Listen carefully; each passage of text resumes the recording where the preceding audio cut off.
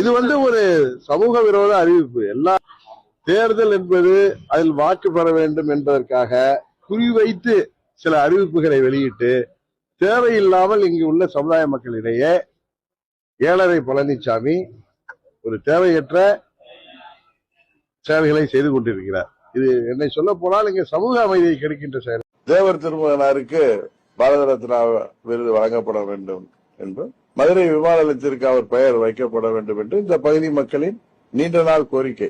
அதை வைத்து தேர்தல் நேரத்தில் அவர் அரசியல் செய்கிறார் என்பதைத்தான் நான் சுட்டிக்காட்டினே தவிர அவர் ஒன்று சொன்னதுனால நாங்கள் தேவர் பெருமகனாருக்கு விமான நிலையத்தில் பெயர் வைக்க வேண்டும் என்ற கோரிக்கை எங்கள் தேர்தல் வாக்குறுதியிலே இருக்கிற கோரிக்கையை எப்படி நான் திருத்தி சொல்ல முடியும்? அதை புரிந்து கொள்ளாமலோ அல்ல புரிந்து கொண்டு வேண்டும் என்றோ நடிப்பவர்களை நம்மால் ஒன்று சொல்ல முடியாது.